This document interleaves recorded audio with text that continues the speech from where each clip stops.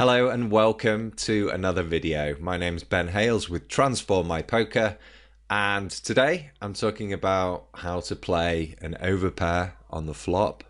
A common type of flop where we all have these bad stories of how our aces got cracked by a set or someone backdooring some flush or whatever. And you know, it's a difficult thing to deal with, and sometimes we're not sure, did we play it correctly, could we have done better? You know, we feel like we should be getting value from our big pairs, and so when it goes wrong, it can be very disconcerting. What I'm going to hopefully do for you today is give you a few broad guidelines on how to help make smart decisions, and there should be some good takeaways for you. Okay, in the video, I'm going to discuss 4 aspects of playing an overpair on the flop. 4 of the things that you need to take into consideration. First up, SPR. You probably heard me discuss this before, stack to pot ratio. It's really critical to look at how much is in the middle and how much is left to win. So what's the risk and the reward ratio? And, you know, okay, sometimes your opponent's going to have a set or 2 pair or a big and over pair, and you are going to lose some money. But how much is at risk will determine whether or not you should be throwing lots and lots of chips into the middle. So this is what we're looking at with SPR. It's very, very important. And when I'm thinking on the flop stage, this is one of the critical things. So I'm sure you're going to take a lot away from listening to what I've got to say on this one. Opponent's range, I'm going to talk about in conjunction with board texture. I'm going to bring up Flopzilla. I'm going to show you how to chunk up your opponent's range into easy to digest little bite-sized pieces, and then, you know, which parts of that range are you targeting for value, and talk a little bit about how the board texture is going to change way that we're going to approach this. Okay, and then finally, just a few words on, you know, our betting technique, what betting lines we're likely to want to take through the post flop action. It will be determined a little bit by what's happened pre-flop, but I thought it was important to discuss, you know, our overall mindset through the hand, not just actually what's going to take place at the flop stage, but what we're planning to do later on in the hand. So let's go on and discuss SPR. I'm going to give you some general guidelines. These are guidelines, they're not set in stone. Your actions are going to be determined by many other factors, not just SPR. However, whenever the SPR is really small, 0, 1 or 2, you're definitely going to be committed to an overpair on the flop. That's pretty obvious, right? You're not going to suddenly start worrying about your opponent having a set or 2 pair or a better overpair. You're going to have to gamble. When the SPR is 3, 4, 5, it may take a little bit more decision making, but generally you're going to have to be committed. And that's not to say things can't change on the turn, where a bad card might fall and you do decide your opponent's made a flush or a straight and you decide to fold later in the hand. But at the flop stage, it's pretty difficult to justify folding when you're holding such a strong hand relative to your opponent's likely holdings. When the SPR is a bit higher than this, it's in a really difficult zone, 5, 6, 7, 8, even 9. It's difficult. It's hard to differentiate between a player who may have a set and a player who's got a top pair. And you're sat there with an overpair, so it's a really bad conundrum. You can end up gambling when you should have folded, or you can end up folding the best hand, neither of which are very attractive. So try and avoid SPRs with 5 to 8 when you're holding a big pair. And that's actually one of the biggest pieces of advice I've got in this video. So I'll repeat that.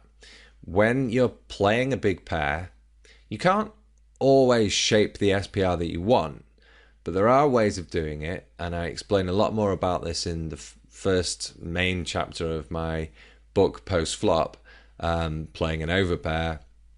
And yeah, I talk about the ways that you can try to get a small SPR at the flop stage. The alternative, if you're a cash game player in particular, is to just accept, okay, we're gonna have a high SPR, and I'm not gonna commit all my chips with my overpair unless I improve. I'm just gonna play for value, and that's fine. You make bets, you react to your opponent, and you've got a lot more betting space to actually do proper business. So SPRs of more than 9 are generally okay. You are not trying to play for stacks. You're just playing standard poker, okay, really deep stacked. So that's what I've got to say on SPR. I think that this should really help you with the way you formulate your thoughts on playing an overpair on the flop. Next up, I want to talk about your opponent's range and the board texture and how these things are important. I highly recommend dividing up the parts of your opponent's range into a few different chunks. For the purposes of this exercise, let's say 4 different types of hand. 1, hands that are stronger than yours, so 2 pair and better type hands. The second chunk would be 1 pair hands which you're dominating. These are the hands you're going to be extracting value from. Top pair, middle pair type hands. These are the target hands, right? In many ways, when you're holding ace, you want your opponent to have top pair, right? That's when you make most of your money. Then you've got drawing hands, and we don't really want to play against drawing hands for huge amounts of money, but we're happy to play against drawing hands for smaller amounts of money. And they're tricky to deal with when you're holding an overpay. You can end up losing too much money sometimes if you over invest. And then there's the junk hands.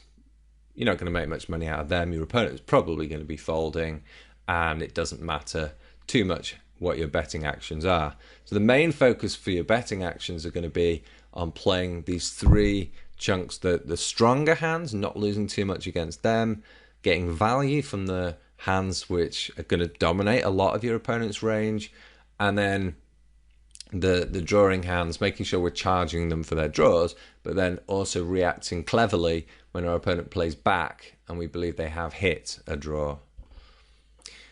I talk about weighting these chunks because, at times we might look at these 4 areas and think that they're all equal. Well, they're not. So let me very quickly bring in Flopzilla. I put in a 30% defending range for my opponent, okay? So if we're the razor pre-flop, then, this is some kind of maybe a big blind defense range or something like that. Flop, I've got in a dry board that's queen high, and I've said that we've got king. And if you can see here, we've got how often he's got different types of hands. So if you look at, say, the strong hands, sets, 2 pairs, overpairs, less than 2% make up that range. And then top pair, middle pair, weak pair, other pocket pairs. This is our target range for making value. And it's making up, 30-40% of his hand range. So quite a good chunk. And then at the other extreme, we've got 50-55% of his hands where he's got ace high or nothing, and not much in the way of draws because the board is so dry.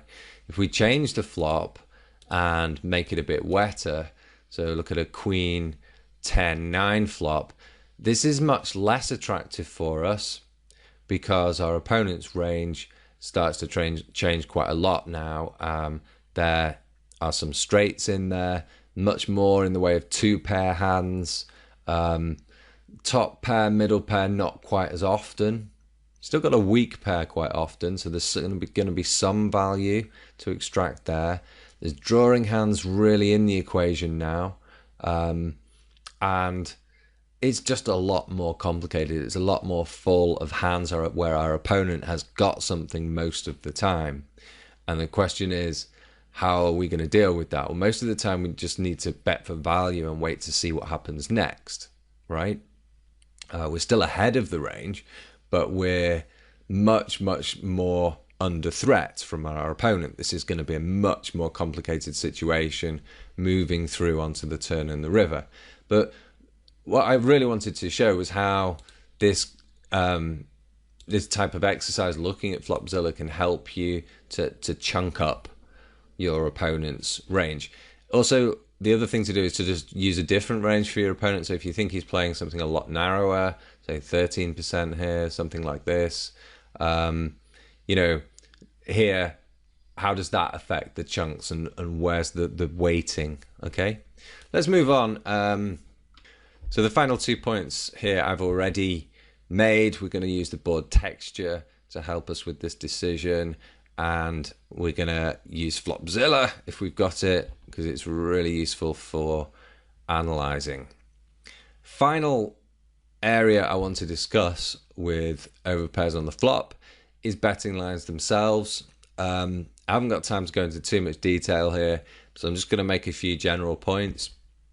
First up, generally, bet for value across 2 or 3 streets. So, if your opponent's not raising, it's usually going to make sense to look for 2 or 3 streets of value. It depends a bit on what type of opponent you're playing against, if they like to call too much. Are you going to get value from some 1-pair hands? If you are, you might be able to get 3 streets of value. It depends a lot on many factors, but constantly be asking yourself, what am I targeting? What is going to call me where I'm going to get value? And, if you've got an overpair, you often can get 3 streets of value, but sometimes you should only be looking for 2. Sometimes you should have your guard up. And these are some of the reasons why you should have your guard up. So beware of when your opponent has a lot of sets or 2-pair hands in his range. Beware of drawing hands that may have got there. And obviously beware of when your opponent raises. This is a clear signal that his range is changing dramatically. So you need to start kicking out a lot of hands from your opponent's range, and unfortunately it's going to be left with quite a few hands which have got you beaten. So you may even need to consider folding your overpair. And then as a very final point, because I've not mentioned it and I really should, multi-way pots obviously increase the danger level. So, if there's a 5% chance that one opponent's got a set, they're playing similar range to another opponent, there's another 5% chance that that opponent's hit a set. So, the danger level is increasing with the number of opponents. What you will find is that the SPR gets lower because there's more in the middle, and therefore your reward for gambling is higher. So it's a kind of catch-22. The more opponents in the pot, the more money there is to be made. It's great when they've all got top pair, right? And you've got an overpair. So just try and balance that out in your mind. But treat each opponent separately in the way that you analyze them, and try and do the mathematics as a whole. So if you are thinking about SPR, pot odds, try and do that all together, but think about each opponent's range separately. Lots to think about, right? And I hope that this has really helped you. If you enjoyed the video, please give it some Facebook likes, share it, do your things, add your comments and questions. We'd really like to hear from you. Ben Hales from Transform My Poker. Thanks very much for listening.